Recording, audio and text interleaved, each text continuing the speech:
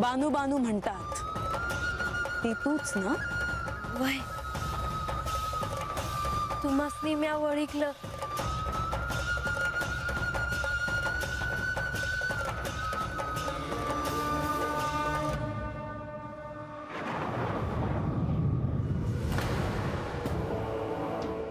या बसाजी.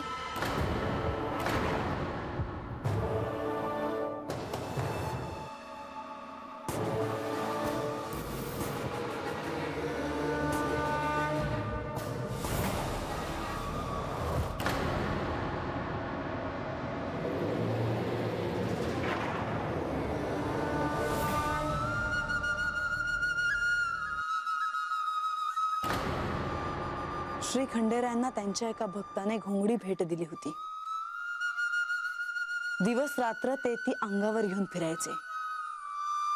ती भक्त तूच होती का? बसा आजी. मी इथे पाहुणचार घ्यायला नाही आले.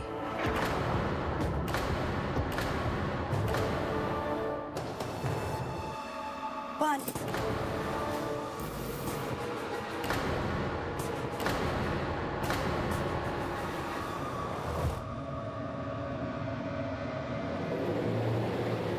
मला तुझ्याशी एकांतात बोलायचे आहे.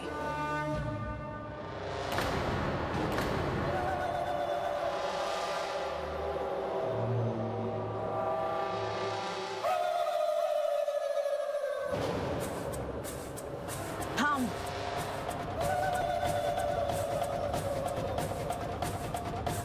मी म्हाळसा, श्री खंडेरायांची अर्धांगिनी. मी इथे वस्तीवर आले आहे हे कोणालाही कळता कामा नये. आणि हे जर कोणाला कळालं तर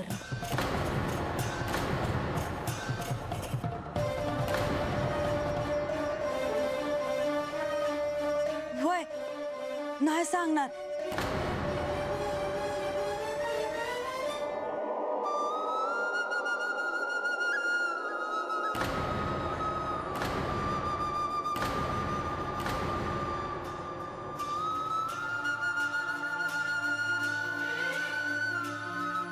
माझे पती श्री खंडेराय कुठे आहेत?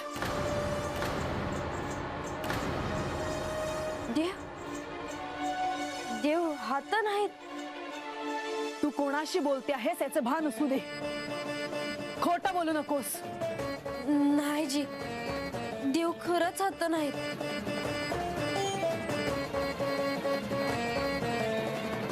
म्हणजे हे इथे चंदनपुरीत नाहीत. देवाची आण घेऊन सांगते ते नाही आलं होत. तुम्ही वाड्यात बघा. हो तर वस्ती उभी विचारा. देव नाही आलं या वेळेला. या वेळेला म्हणजे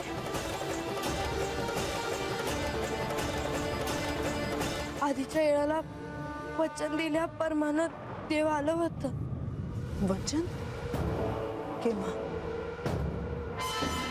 उशी पुनवाला. आपला विवाह सोहळा सुरू असताना आपण कुठे गेला होतात? मी माझ्या एका भक्ताकडे गेलो होतो. कोण भक्त? त्याचे नाव काय? माझ्या भक्ताचे काय नाव हे मी तुला योग्य वेळी सांगेन. परंतु आता एवढेच सांगेन की तो भक्त म्हणजे एक तरुण मुलगी आहे जिची शिवभक्ती पराकोटीला पोहोचली आहे. त्यांची खूप मोठी भक्त आहेस असं कळलं. नाही जी. असं कसं? खूप चमत्कार वगैरे केलेस म्हणे तू.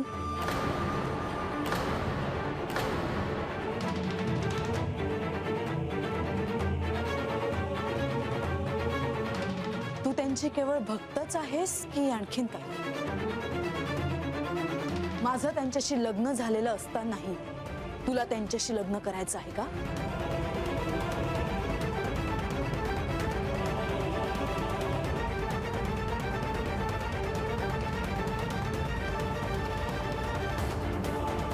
देवांशी लग्न झालं आहे की व्हायचंय? देवांनी लगीन करायचं असं वचन दिलं आहे. माझं सुदैव की अजून तुमचं लग्न झालं नाही. मी त्यांना जेजुरीला घेऊन जाण्यासाठी इथे आले आहे. ते पृथ्वीच्या पाठीवर जिथे कुठे असतील तिथून मी त्यांना शोधून आणेन आणि जोडीने जेजुरीला जाईन. देव जेजुरीत नाही म्हणतायसा. कुठं गावणार देव? खरंच कुठं गेला असत्या? तुला खरंच ठाऊक नाही?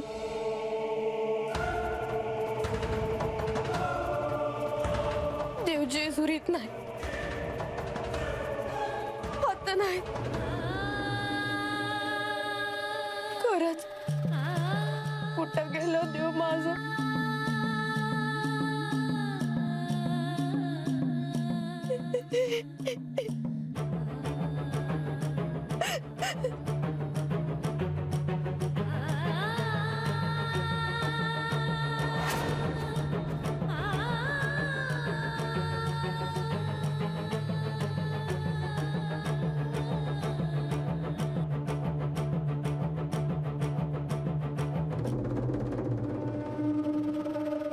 तुझे देव देव या डोळ्यांना आणि डोळ्यातल्या खोट्या अश्रूंना भुललेत बहुतेक. असो, मला आता खात्री पटली आहे की ते इथे नाहीत. ते जर इथे असते तर इथे चंदनाचा सुगंध आला असता, तेज दिसले असते वातावरणात. ते इथे नाहीत. खरंच मी जेजुरीला त्यांना परत घेऊन जायला आले होते, पण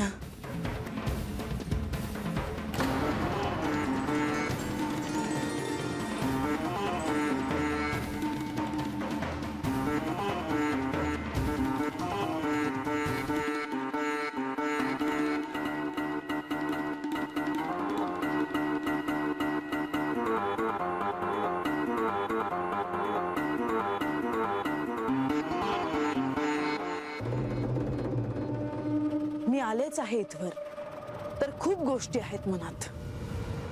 खूप प्रश्न घोंगावतायत डोक्यात दिवस रात्र. परत तुला कधी विचारायला मिळेल न मिळेल, पुन्हा तू माझ्या समोर येशील की नाही हे मला सांगता येत नाही. म्हणून आत्ताच बोलून घेते.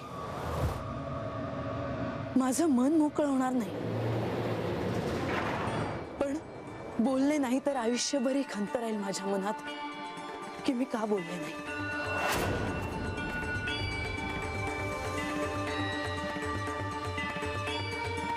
इचाराजी मनात काय बी ठेवू नका. माझ्याकडे काय बी लपवण्यासारखं नाही बघा. तुम्ही विचारा, मी सांगन. खूप मोठी स्वप्न पाहतीयस का तू? नाही जी, कसलं सपन? जेजुरीच्या सिंहासनावर यांच्या शेजारी तुला बसायचंय का? सगळीकडे श्री खंडेरायांची अर्धांगिनी म्हणून तुला मिरवायचंय का?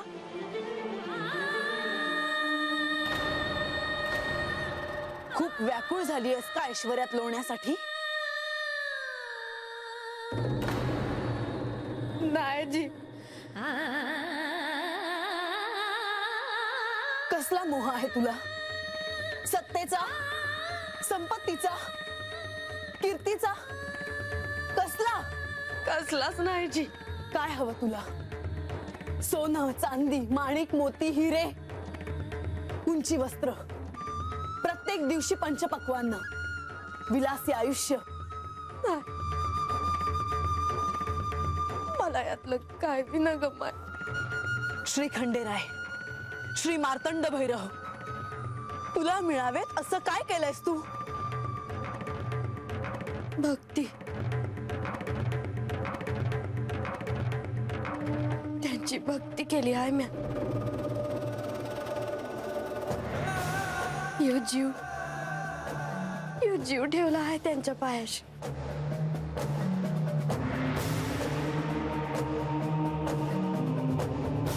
माझ्याकडे नीट बघ. जन्मल्यापासून महादेवांशिवाय कुणाचं नाव घेतलं नाही मी. आराध्य सोडून दुसऱ्या कुठल्याही रूपाची कल्पना केली नाही मी. त्यांचेच ध्यान केले, त्यांचीच प्रार्थना केली. मुखातून असत्य कधी बाहेर पडले नाही. त्यांच्याच नावाने उपवास केले. त्यांना स्मरून प्रत्येक श्वास घेतला आणि आजही घेते. तेच महादेव पती म्हणून श्री खंडेरायांच्या रूपात मला लाभले. मी त्यांच्यावरच प्रेम केलं आणि माझं सर्वस्व त्यांना वाहिलं.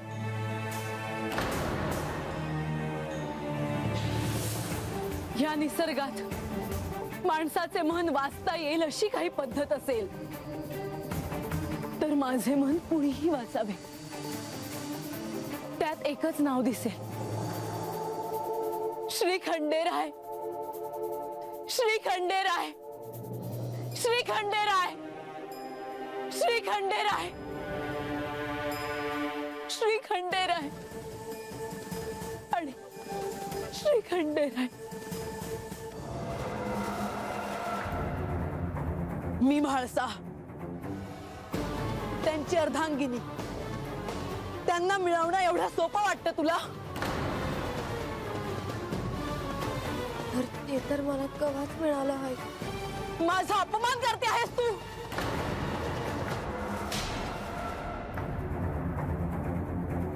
लोक म्हणतात की अभिजी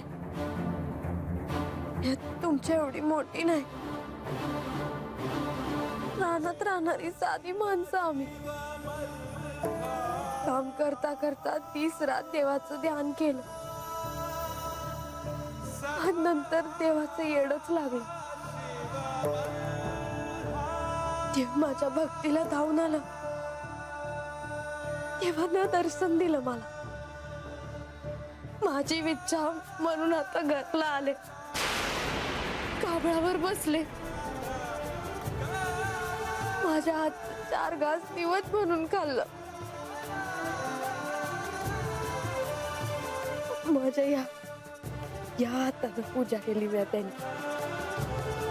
खरंच देव लय बाबडा आहे.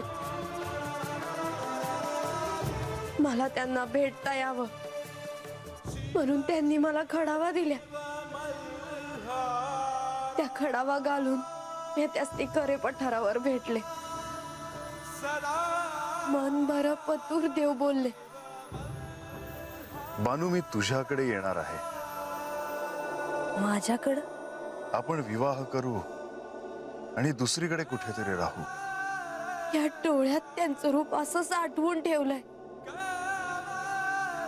का मला जन्मभर पुरण. देवानी डोक्यावर हात ठेवला. अजून काय पाहिजे?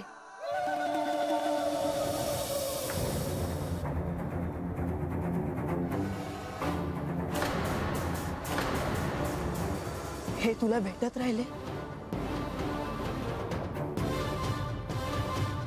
आणि कसल्या खडावा?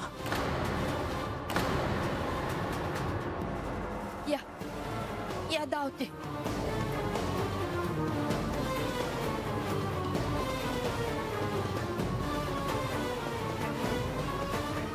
हे बघ, याच त्या खडावा आहेत. या पायात घातल्या का मला आबाळात उडता येत. याच घालून मी उडत देवासनी भेटाया जाते. तू काहीही सांगावस आणि मी विश्वास ठेवावा. अव खरंच देवाच्या कपाळावर जसं टिळा असतो तसं नक्षत्र बी आबाळात दिसत. त्याला नाव बी आहे, मल्हार नक्षत्र.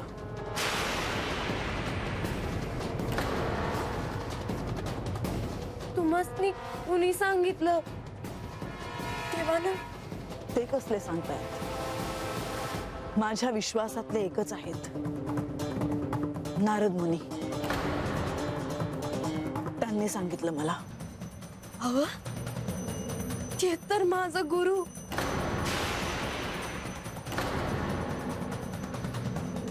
म्हणजे धनगर समाजातल्या स्त्रियांनीही असा दागिना घातलेला मी पाहिलेला आहे. पण हा दागिना बानूचा आहे की नाही हे मात्र मी नाही सांगू शकत. आपण भव्य सारीपाटाचा डाव मांडा आणि त्यात त्यांना पराभूत करा. श्री खंडेरायांना तुम्ही तुमच्या वचनात बांधून ठेवू शकता. त्यांच्या आयुष्यातून तुम्ही बानूला कायमचं दूर करू शकता. आज ना उद्या श्री खंडेराय बानूकडे जाऊन तिच्याशी लग्न करणार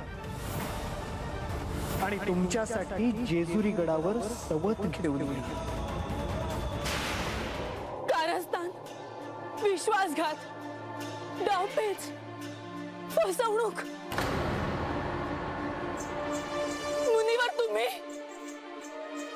मुनीवर तुम्हाला कधीही क्षमा करणार नाही मी. तुम्ही जेव्हा माझ्या समोर याल तेव्हा मी काय करेन ते पहा तुम्ही. माझ्या संसाराची राख रांगोळी करायला तुम्ही सगळे एकत्र आलात. देवत्व अंगी असून तुम्हाला असे कृत्य करताना काहीच कसे वाटले नाही.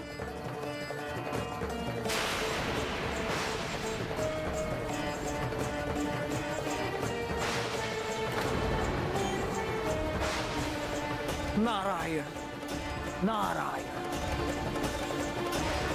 आज अचानक आकाशात हा विजांचा कडकडाट का? कुठल्या देवाचा कोप झाला की कुठली देवी रागावली? नारायण नारायण. एका स्त्रीला एकटं गाठून, फसवून, तिला बेसावट ठेवून तिच्या पाठीवर शस्त्राने वार केले आणि तिला घायाळ करून सोडून दिलं.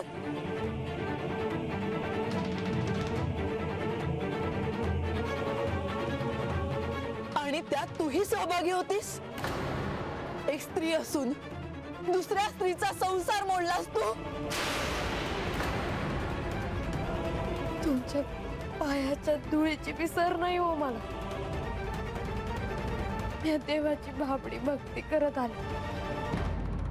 कळत नव्हतं तेव्हापासून. आणि एक दिवस मग महाराज मला भेटले आणि त्यांनी सांगितलं का महादेव म्हणजेच खंडेराय आणि खंडेराय म्हणजेच महादेव. ते सांगत्याल तसं समज केलं मी. कितीतरी व्रत केली. एक व्रत असं बी होत, देवासनी पाळण्यात बसून दिस रात त्यांची पूजा केली.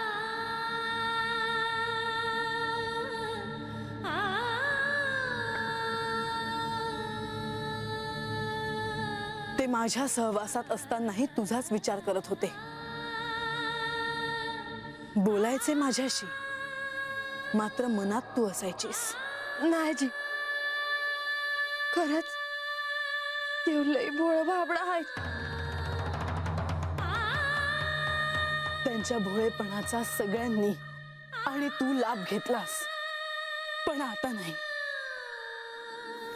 कसल्या दुष्ट चक्रात अडकवलं आहे तुम्ही मला आणि माझ्या पतीला.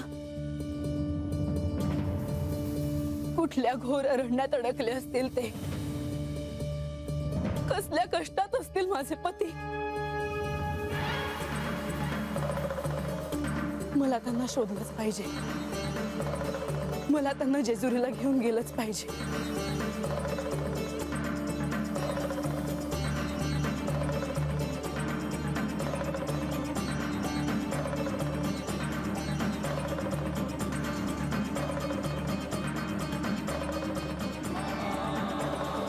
तुझ्या दंडावर ही बेलपत्राची खूण कशी आली?